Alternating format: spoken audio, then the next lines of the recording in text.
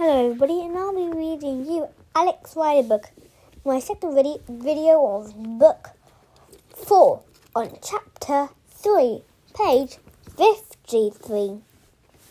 Chapter 3, Matador. Alex sat listening to the three men who would decide his fate, trying to understand what they were saying. They were speaking French, but with an almost impenetrable merciless accent, and they were using gutter language, not the sort he had learnt. He had been dragged up to the main saloon and was slumped in a wide leather armchair. By now, Alex managed to work out what was happening. Deckhand Raoul had come back from town with supplies and found Franco lying unconscious on the jetty. He had hurried on board to alert Yassen and had overheard him talking to Alex. It had been Raoul, of course, who had crept into the cabin and grabbed Alex from behind. Franco was sitting in the corner, his face distorted with anger and hatred. There was a dark mauve bruise on his forehead where he had hit the ground. When he spoke, his words dripped poison. "Give me the little brat, I'll kill him personally, and then drop him over the side for the fish." "How did he find us, Yassen?" This was Raoul speaking. "How did he know who we are?" Why are we wasting our time with him? Let me finish him now. Alex glanced at Yassen. So far the Russian had said nothing. Although it was clear he was still in charge, there was something curious about the way he was looking at Alex. The empty blue eyes gave nothing away, and yet Alex felt he was being appraised. It was as if Yassen had known him a long time and had expected to meet him again. Yassen lifted a hand for silence, then went over to Alex. "How did you know you would find us here?" he asked. Alex said nothing. A flicker of annoyance passed across the Russian's face. "You are only alive because I promised it. Please do not make me ask you a second time." Alex shrugged. He had nothing to lose.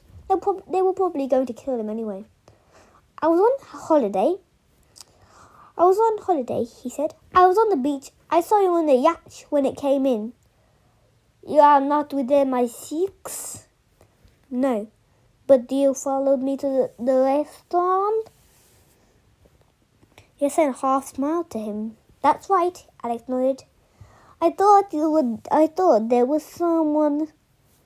Then he was serious again. "You're staying in their house." "I was invited by a friend," Alex said.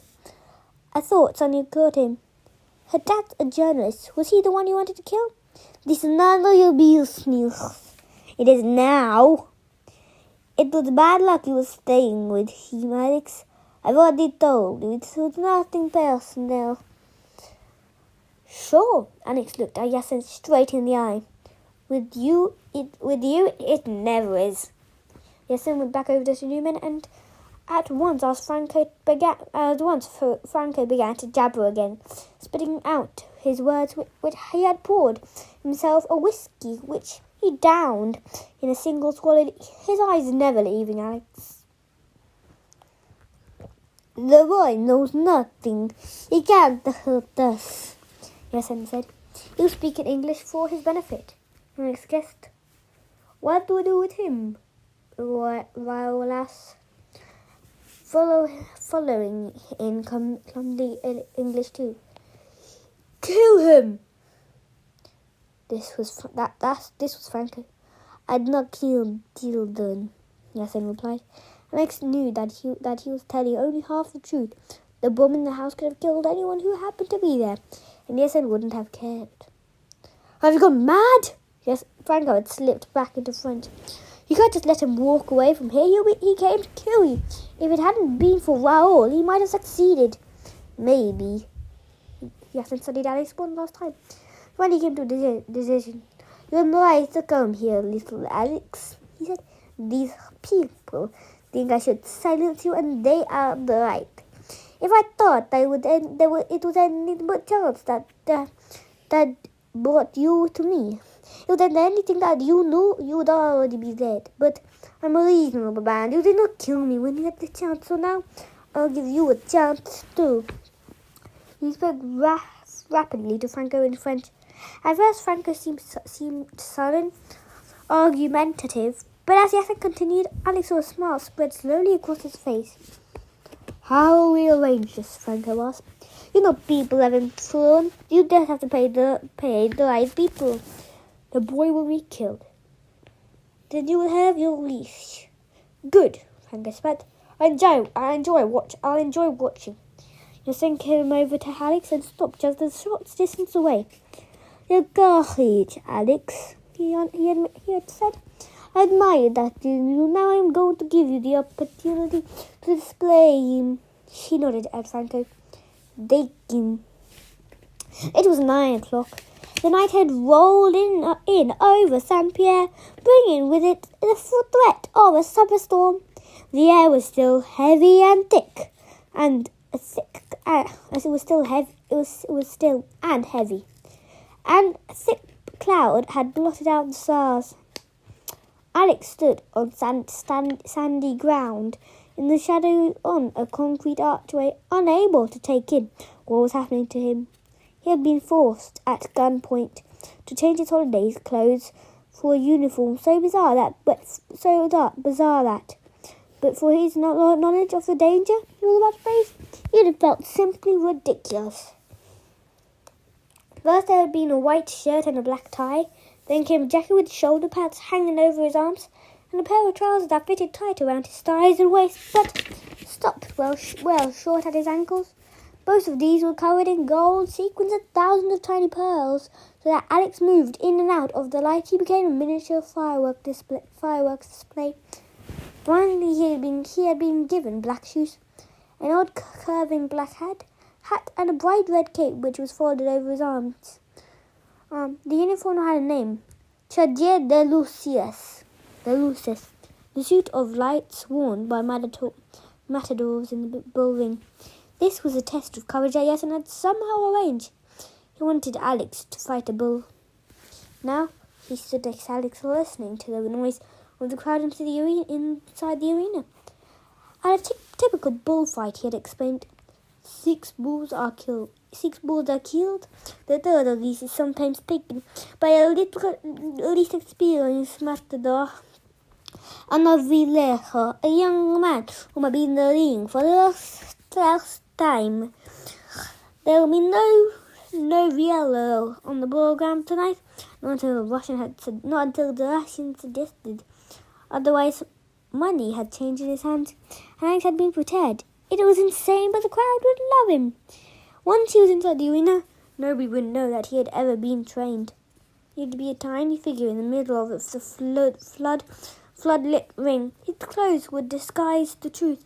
Nobody would see that he was only 14. There was an eruption of shouting and cheering inside the arena. Alex guessed that the matador had just killed the second bull. Why are you doing this? Alex asked. Yasin shrugged. I'm doing you a favor, Alex. I don't see it that way. Franco wanted to put a knife in you, but it was hard to dissuade him. In the end, I offered him a little entertainment. As it happens, he greatly admires this sport. This way, he gets amused, and you get a choice. A choice. You might say it is a choice between the bull and the bullets. Either way, I get killed. Yes, that is the most likely outcome, I'm afraid, but at least you will have a heroic death. 1,000 people will be 1,000 people will be watching you. Their voices will be the last thing you will hear. Better than yours, Alex growled. And suddenly it was time. 2 men in jeans and black shirts ran forward and opened the gate. It was like a wooden curtain being drawn across the stage, and it revealed a fantastic scene behind. First, there was the arena itself, an elongated circle of bright yellow sand. And as Yasin had promised, it was surrounded by 1,000 people. tightly packed in ties. They were eating and drinking, many of them waving programs in front of their faces, trying to shift the sluggish air, jostling and talking. Although all of them were seated, none of them was still. In the far corner, a band played. 5 men in military uniforms looking like antique toys. The glare from the spotlights were dazzling. Empty. The arena was modern, ugly, and dead, but filled to the brim in this hot Mediterranean night. I could feel the energy buzzing through it, and he realized that all the cruelty of the Romans with their gladiators and wild animals had survived the centuries and was fully alive here. A tractor drove towards the gate where Alex was standing, dragging behind it a misshapen black lump that had, until seconds ago, been a proud and living thing. And a dozen brightly coloured spears dangled out of the creature's back. As it drew nearer, Alex saw that it was leaving a comma of glistening red in the sand. He felt sick and wondered if it was fear of what was to come, or disgust and hatred of what had been. He and Sabina had agreed that they would never in a million years go to a bullfight. He certainly hadn't expected to break that promise so soon. Ethan nodded at him. Remember, he said, like Frank and I will sit beside the barrier. That's right, at the same side of the ring. If you fail to perform, if you try to run your gun, you'll down and disappear into the night. He raised his shirt to show Alex the gatch tucked into his waistband. But if you agree to fight after 10 minutes, you'll leave. If by some miracle you are still something, you can do as you please. You see, I'm giving you a chance. The trumpet sounded again, announcing the next fight. Alex felt a hand press into the small of his back, and he walked forward giddy with disbelief. How had this been allowed to happen? Surely someone would see that underneath the fancy dress he was just an English schoolboy, not a matador or a novillero or whatever it was called. Someone would have to stop the fight, but the spectators were already shouting their approval. A few flowers rained down in his direction. Nobody could see the truth, and Franco had paid enough money to make sure they didn't find out until it was too late. He had to go through with this. His heart was thumping. The smell of blood and animal sweat rose into his nostrils. He was more afraid than he had ever been. A man in an elaborate black silk suit with mother-of-pearl buttons and sweeping shoulders stood up in the crowd and raised a white handkerchief. This was the president of the bull ring, giving the signal for the next fight. The trumpet sounded, another gate opened, and the bull that Alex was to fight thundered into the ring like a bullet fired from a gun. Alex stared. The creature was huge, a mass of black shimmering muscle. It must have weighed 700 or 800 kilograms. If it ran into him, it would be like being run over by a bus, except that he would be impaled first on the horns that the corkscrew out of its head, tapering 2 lethal points. Right now it was ignoring Alex, running madly in a jagged circle, kicking out with its back legs, enraged by the light and shouting crowd. Alex wondered why hadn't he been given a sword.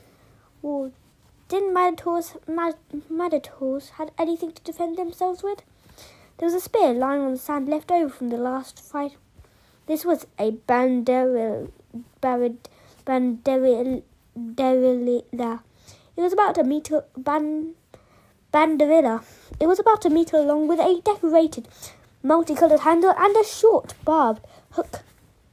Dozens of these would be plunged into the bull's neck, destroying its muscle and weakening it before the final kill.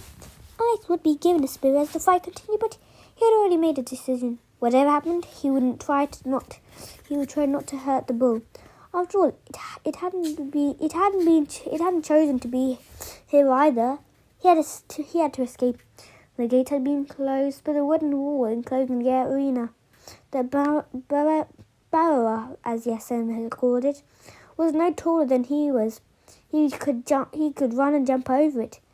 He glanced at the wall where he had just come in. Franco had taken his place in the front row. His hand was underneath his jacket, and Alex had no doubt what it was holding. He could make out Yasen at the far end. Raoul was over to his right. Between them, the three men had the whole ring covered. He had to fight. Somehow he had survived 10 minutes. Maybe there were only 9 minutes now. It felt as if an eternity had passed since he had entered the ring. The crowd fell silent. 1,000 faces waited for him to make his move. Then the bull noticed him. Suddenly it stopped its circle and lumbered towards him, coming to a halt about 20 meters away, his head low and its horns pointing at him.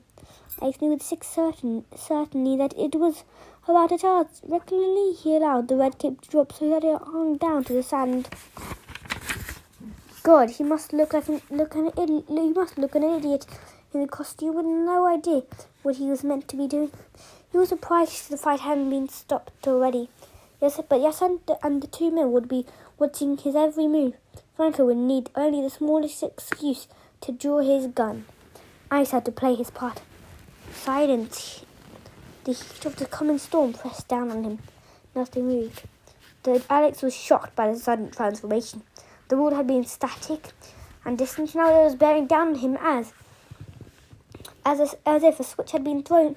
Its massive shoulders heaving, its every muscles concentrated on the target that soon waited, unharmed, alone. The animal was near enough now for Alex to be able to see its black, white, and red, bloodshot and furious. Its eyes, to be able to see its eyes, black, white, and red, bloodshot and furious eyes. Everything happened very quickly. The bull was almost on top of him.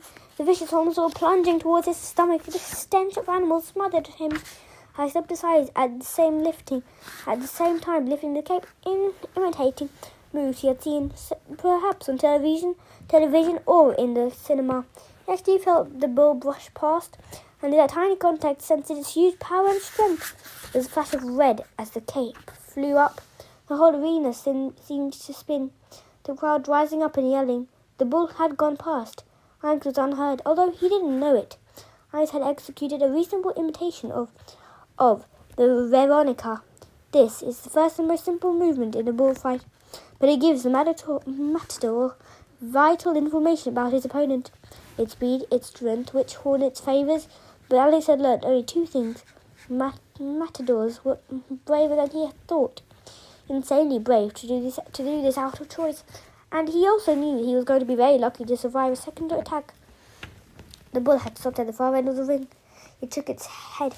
A grey streams of saliva whipped from either side of its mouth.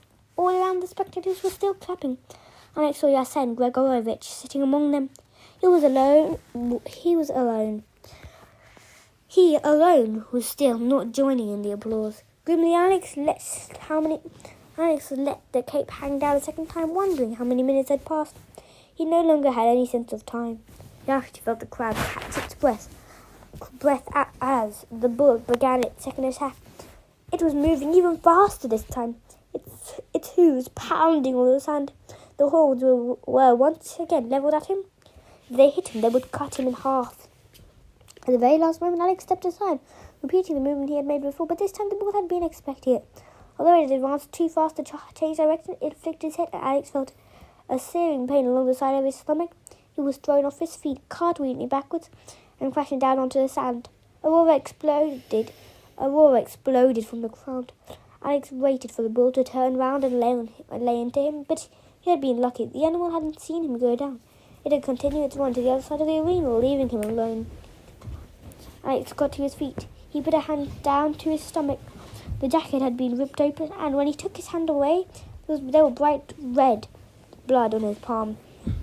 He was winded and shaken as the side of his body felt as if it were on fire. But the cut wasn't too deep.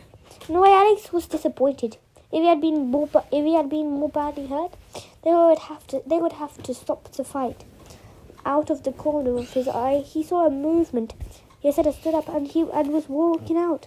Had 10 minutes passed, or had the Russian decided that the entertainment was over and that there was no point staying to watch the bloody end? Alex checked at the arena. All was leaving too, but Frank was staying in his seat. The man was in the front row, only about 10 meters away, and he was smiling. Yasen had tricked him. Franco was going to stay there, even if Alex did manage to escape the ball. Franco would take out his gun and finish it himself. Weakly, Alex leaped down and picked up the cape. The material had got torn in the last encounter, and it gave Alex a sudden idea. Everything was in its right place. The cape, the ball, the single banderilla. Franco, ignoring the pain in his side, he started to run. The audience muttered and then roared in disbelief. It was the bull's job to attack the matador, but slightly in front of them, it seemed to be happening the other way around. Even the bull was taken unawares regarding Alex if he had forgotten the rule of the game or decided to cheat. But before it had a chance to move, Alex threw the cape. There was a short wooden handle sewed into the cloth, and the weight of it carried the whole thing forward, so it landed perfectly over the preacher's eyes. The bull tried to shake the cloth free, but one of his horns had passed through the hole. He snorted angrily and stamped at the ground, but the cape stayed in place. Everyone was shouting now. Half the spectators had risen to their feet, and the president was looking around him helplessly. Alex ran and snatched up the banderilla, noticing the ugly hook stained red with the blood of the last bull. In a single movement, he swung it around and threw it. His target wasn't the bull. Franco had started to rise out of his seat, and as soon as he realized what Alex was about to do, his hands was already scrabbling for his gun. But it was too late. Either Alex had been lucky, or sheer desperation had flexed his arms. The banderilla turned once in the air, then buried itself into Franco's shoulder. Franco screamed. The point wasn't long enough to kill him, but the barbed hook kept the banderilla in place, making it impossible to pull out. Blood spread along the sleeve of his suit. The whole arena was in an uproar. The crowd had never seen anything like this.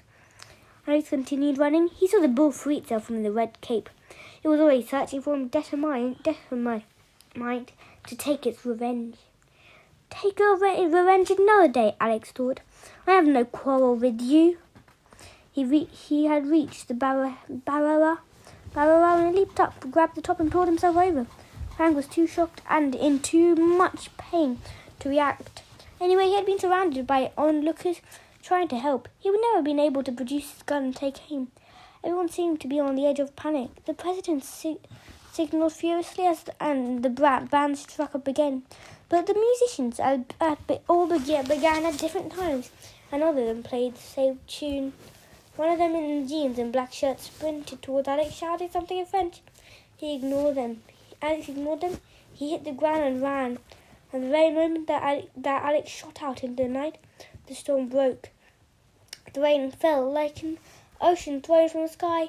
It crashed into the town, splattered off the pavements, and formed instant rivers that raced along the gutters and overwhelmed the drains. There was no thunder, just this avalanche of water that threatened to drown the world. Alex didn't stop. In seconds, his hair was soaked. Water ran in rivulets down his face, and he could barely see as he ran. He tore off the outer parts of the matador's costume. First a hat, then jacket and tie, throwing each item away, leaving their memory behind. The sea was on his left, the water black and boiling as it was hit by the rain. He twisted off the road and felt sand beneath his feet. He was on the beach, the same beach where he had been lying with Sabina when all this began. The sea wall and the jetty were beyond it. He leapt onto the sea wall and climbed the heavy boulders. His shirt hung out of his trousers. It was already sodden, clinging to his chest. Yasen's boat had left. Alex couldn't be sure, but he thought he could see a vague shape disappearing into the darkness and the rain, and he knew that he must have missed it by seconds. He stopped, panting. What had he been thinking of anyway? If the further lance had still been there, would he really have climbed aboard a second time? Of course not. He had been lucky to survive the first day. He had come here just in time to see you leave, and had learned nothing. No, there was something. I stood there for a few moments with the rain streaming down his face, and turned and walked back into the town. He found the phone box in a street just behind the main church. He had no money, so was forced to make a reverse charge call, and he wondered if it would be accepted. He dialed the operator and gave the number that he had found and memorized in Yasen's mobile phone. "Who is speaking?" the operator said. And I hesitated. Then, "My name is Yasen Gregorovich," he said. There was a long silence as the connection was made. Would anyone even answer? England was an hour behind France, but it was still late at night. The rain was falling more lightly, now pattering on the glass roof of the phone box. I just waited, then the operator came back on. "Your call has been expected, monsieur. Please go ahead." More silence, then a voice. It spoke just 2 words. "The main clay." And he said again. The voice spoke again. "Hello? Who is this?" Alex was shivering. Maybe it was the rain. Maybe it was a reaction to everything that had happened. He couldn't speak. He heard the man breathing at the end of the line. Then there was a click and the phone went dead. Chapter 4. Truth and Consequence. London greeted Alex like an old and reliable friend. Red buses, black cabs, blue uniformed policemen and grey clouds. Could he be anywhere else? Walking down the King's Road, he felt a million miles from the calmer groove, not just home, but back in the real world. The side of his stomach was still sore, and he could feel the pressure of the bandage against his skin. But otherwise, Yasen and the bullfight were already slipping into the distant past. He stopped outside a bookshop, which, like so many of them, advertised itself with the wafting smell of coffee. He paused for a moment and went in. He quickly found what he was looking for.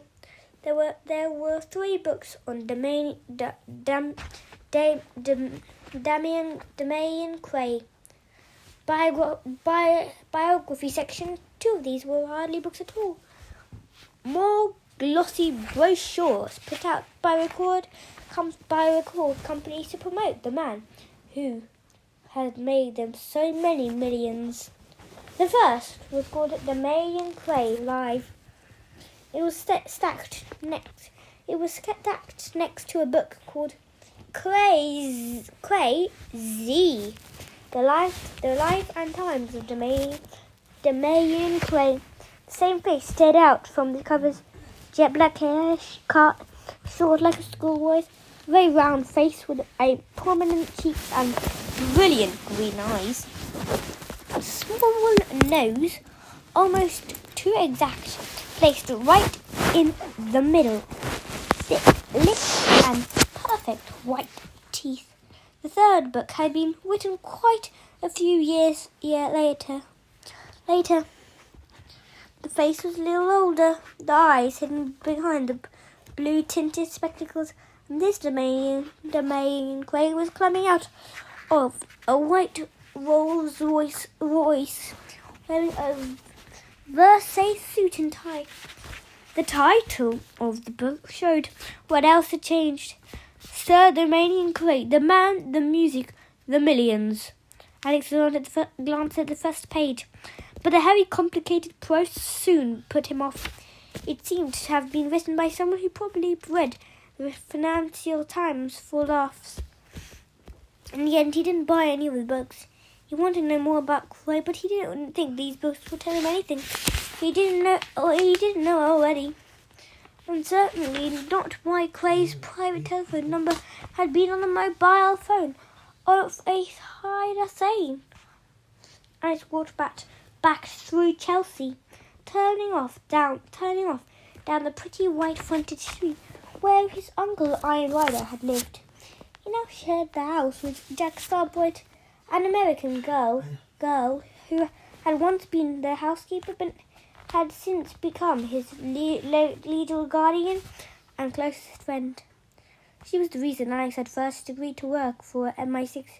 He'd been sent undercover to spy on Herod's sale and his Stormbreaker computers. In return, she had been given a visa, which allowed her to stay in London and look after him. She was waiting for him in the kitchen when he got in. He had agreed to be back by 1, and she had thrown together a quick lunch. Jack was a good cook, but refused to make anything that took longer than 10 minutes.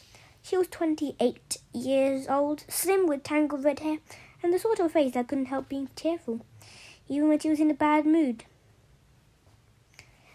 Had a good morning? She asked as he came in. Yes, Alex sat down slowly, holding his side. Jack noticed, but said nothing. I hope you're hungry, she went on. What's for lunch? Stir fry. It smells good. It's an old Chinese recipe. At least that's what it said on the packet. Help yourself to some Coke and I'll serve up. The food was good, and I tried to eat, but the truth was that he had no appetite and he soon gave up. Jack said nothing as he carried his half-finished plate over to the sink. Then she suddenly turned round. Alex, you can't keep blaming yourself for what happened in France. Alex had been able to leave the kitchen, but now he had returned to the table. It's about time you and I talked about this, Jack went on. In fact, it's time we talked about everything. She pressed her own plate of food away and waited until Alex had sat down. So it turns out that your uncle, Iron Rider, Iron wasn't a bank manager, he was a spy. And it would have been nice if he'd mentioned it to me, but it's too late now because he's gone and he got himself killed, which leaves me stuck here looking after you. She quickly held up her hand. I didn't mean that. I love being here. I love London. I even love you. But you're a spy, Alex. You know that even if Iron Rider had some crazy idea about training you up, 3 times now you've taken off. You've taken off from school, and each time you come back a bit more bashed around. I don't even want to know what you've been up to, but personally, I've been worried sick. It wasn't my choice, Alex said. That's my point exactly. Spies and bullets and madman who want to take over the world. It's got nothing to do with you. So you were right. You were right to walk away into insane Pierre. You did the right thing. You did the right thing. I shook his head. I should have done something else. Anything if I had. Sabina's dad would never. You can't know that. Even if you'd called the cops, what would they have done? Remember, nobody was there knew there was a bomb. Nobody knew who the target was. I don't think it would have made any difference at all. And if you don't mind my saying so, Alex, going after this guy Yassen on your own was frankly, well, it was very dangerous. You're lucky you weren't killed. He was certainly right about that. And I remembered the arena and saw the horns. Saw again the horned and bloodshot eyes of the bull. He reached out of the glass and took a sip of Coke. I still have to do something, he said. It would pleasure writing an article about DeMay and Crane. Something about a secret meeting in Paris. Maybe he was buying drugs or something. But even as he spoke the words, Alex knew they couldn't be true. Cray hated drugs. There had been advertising campaigns, posters, and TV using his name and face. His last album, White Lies, it contained 4 anti-drug songs he had made it a personal issue. Maybe he's into porn, he suggested weakly. Whatever it is, it's going to be hard to prove that, Alex. The whole world loves the main and Cray. Jack sighed. Maybe we should talk to Miss Jones. Alex felt his heart sink. He dreaded the thought of going back to MI6 and meeting the woman who was its deputy head of special operations. But he knew Jack was right. At least Miss Jones would be able to investigate. I suppose I could go and see her, he said. Good, but just make sure she doesn't get you involved. If the May and Cray is up to something, it's her business, not yours. The telephone rang. Jack took the call and listened for a moment. Then she added the phone to Alex. It's Sabina, she said. For you. They met outside the night store in Oxford Street and walked to a nearby Starbucks. Sabina was wearing grey trousers and loose-fitting jersey. Alex had expected her to change in some way after all that had happened, and indeed, she looked younger, less sure of herself. She was obviously tired. All traces of her south of France suntan had disappeared. Dad's going to live, she said, as they sat down together with 2 bottles of juice. The doctors are pretty sure about that. He's strong and he kept himself fit, but her voice trembled.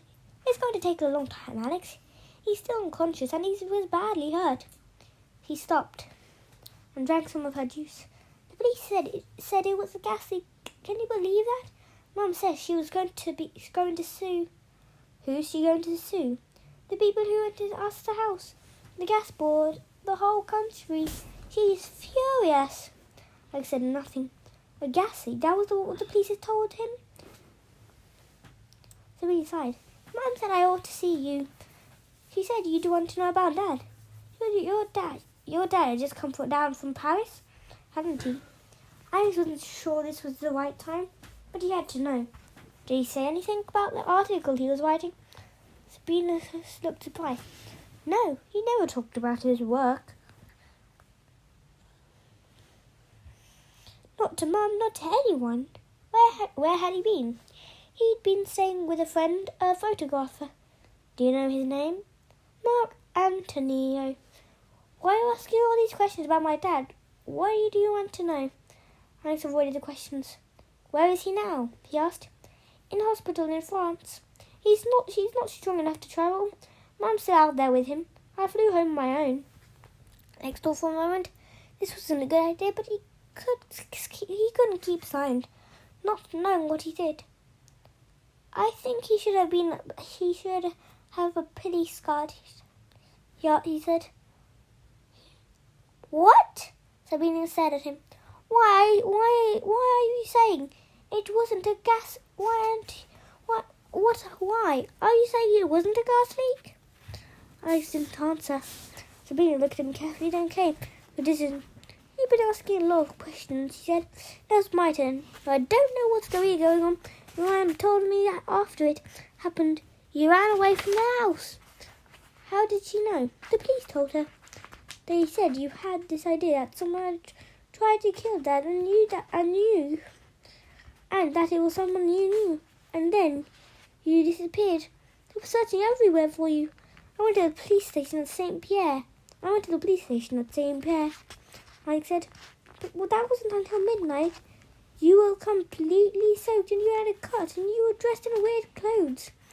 Alex had been questioned for an hour when he had finally showed up. At the gendarmerie, a doctor had given him 3 stitches and bandaged up the wound. Then a policeman had brought him a change of clothes. The questions had only stopped when the arrival of the man from the British consulate in Lyons. The man who had been elderly and efficient seemed to know all about Alex. He had driven Alex to Montpellier airport to catch the first flight the next day. He had no interest in what had happened. His only desire seemed to be to get Alex out of the country. What were you doing? Sabina asked. You say Dad needs protection. Is it something you know? Can't really tell you. Alex began. Stuff that, Sabina said. Of course you can tell me. I can't. You wouldn't believe me.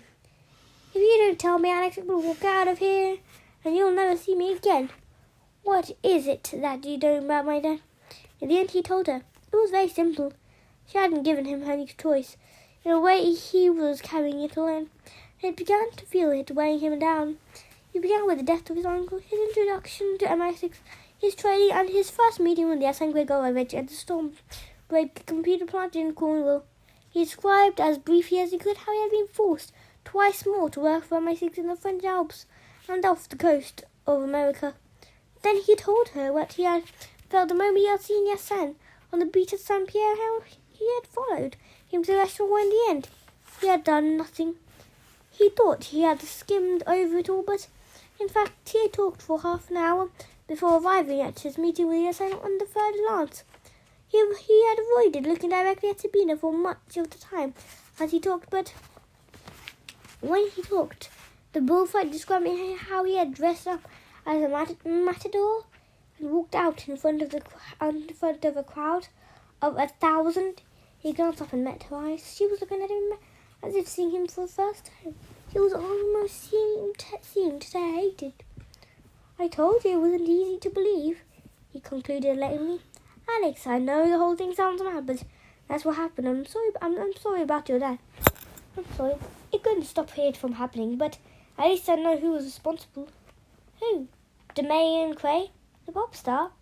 Your dad was writing an article about him. I found a bit of it at the house. And his number was on Yassin's mobile phone. So Damian Cray wanted to kill my dad. Yes. There was a long silence. Too long, Alex thought. At last Sabina spoke again. I'm sorry, Alex, she said. I had never heard so much crap in all my life. Sab, I told you. I know you said I wouldn't believe it, but just because you said that, it doesn't make it true. She shook her head. How could you expect anyone to believe a story like that? Why couldn't you tell me the truth? It is the truth, Sal. Suddenly he knew what he had to do. And I can prove it. They took the tube across London to Liverpool Street Station and walked up the road to the building that Alex knew as the Special Operations Division of MI6. They found themselves standing in front of a tall, black-painted door, the sort that was designed to impress people coming in or leaving. Next to it, screwed into the brickwork, was a brass plate with the words Royal and General Bank, PLC, London. Sabina had seen it. She looked at Alex doubtfully. Don't worry, Alex said. The Royal and General Bank doesn't exist. That's just the sign on the door. Just the sign they put on the door. They went in. The entrance hall was cold and businesslike, with high ceilings and a brown marble floor. To one side there was a leather sofa, and Alex remembered sitting there the first time he had come, waiting to go up to his uncle's office on the 15th floor. He walked straight across to the glass reception desk where a young woman was sitting with a microphone curving across her mouth, talking calls and greeting visitors at the same time. There was an older security officer in uniform and peak cap next to her. Can I help you? The woman asked, smiling at Alex and Sabina. Yes, Alex said. I'd like to see Miss Jones. Miss Jones? The young woman frowned. Do you know what department she works in? She works with Mr. Blunt. I'm sorry. She turned to the security guy. Do you know a Miss Jones? There isn't Miss Johnson. The guy suggested. She's a cashier. Alex looked from one to another. You know who I mean, he said. Just tell her that Alex Ryder said. There is no Miss Jones working at this bank, the receptionist interrupted. Alex, Sabina began. Alex refused to give up. He leaned forward so that he could speak confidently. I know this isn't a bank, he said. This is MI6 Special Operations. Please, could you... Are you doing this as some sort of prank? This time, it was the security guard who was speaking. What's all this nonsense about MI6? Alex, let's get out of here, Sabina said. No, Alex couldn't believe what was happening. He didn't even know what it was that was happening. It had to be a mistake. These people were new, or perhaps they needed some sort of password to allow him into the building. Of course, on his previous visits here, he had only ever come when he had been expected. Either that, or he had been brought here against his will. This time, he had come unannounced. That was why he wasn't being allowed in. Listen, Alex said. I understand why you wouldn't want to let just anyone in. But I'm not just anyone. I'm Alex Ryder. I work with Mr. Blunt and Miss Jones. Could you please let her know I'm here? There is no Miss Jones, the receptionist repeated helplessly. I don't know any Mr. Blunt either, the security guard added. Alex, please. Sabina was sounding more and more desperate. She really wanted to leave. I turned to her. They're lying, Sabina, he said. I'll show you. He grabbed her arm and pulled her over to the lift and reached out and stabbed the call button. You stop right there. The security guard stood up. The receptionist reached out and pressed the button, presumably calling for help. The lift didn't come. Alex saw the girl moving towards him. Still no lift. He looked around and noticed the corridor leading away with a set of swing doors. At the end, perhaps there would be a staircase. Or another set of lifts.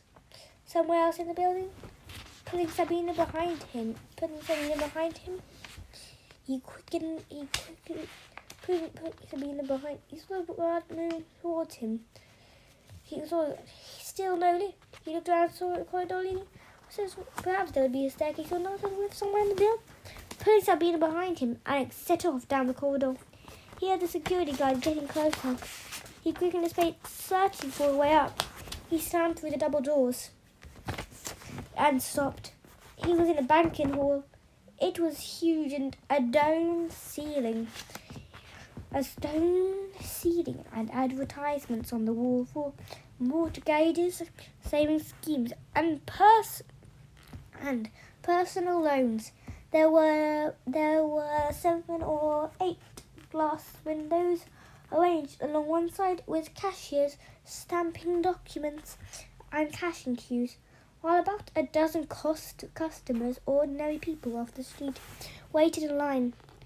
2 personal advisors, young men in smart suits, sat behind their desks in the open plan area. One of them was discussing pension schemes with an elderly couple. Alex heard the other answer on his phone. Hello, this is the Royal General's Bank, Liverpool Street. Adam speaking. How may I help? A light flashed on above one of the windows. Number 4. A man in a pinstripe suit went over to it and the queue shuffled forward. And Alex took all this in with one glance. He looked at Sabina. He was staring with a mixture of emotions on her face. And then the security guard was there. You're not meant to come to the bank this way, he said. This is a staff entrance. Now I want you to leave before you get yourself into real trouble. I meant it. I mean it. I don't want to have to call the police, but that's my job. We're going. Sabina stepped in and her voice was cold and definite. Sir, we're going now. You ought to look after your friend. You ought to look after your friend, the security guard said. You may think this sort of thing is funny, but it isn't. Alex left, or rather allowed Sabina to lead him out. They went through a revolving door and out onto the street. Alex wondered what had happened, why he had seen the bank before. Then he realised the building was actually sandwiched between the two streets, with a quite separate front and back. He'd always entered from the other side. Listen, he began. No, you listen. I don't know what's going on inside your head. Maybe it's because you don't have parents. You have to draw attention to yourself by creating this fantasy. But just listen to yourself, Alex. I mean, it's pretty sick. Schoolboy spies and Russian assassins and all of the rest of it. It's got nothing to do with my parents, Alex said, feeling anger well up inside him. But it's got everything with mine. My dad gets hurt in an accident. It wasn't an accident, Sab. He looked up and said, Are you really stupid that you think I've made all this up? Stupid? Are you calling me stupid? I'm just saying that I thought we were friends. I thought you knew me. Yes, I thought I knew you, but now I see I was wrong.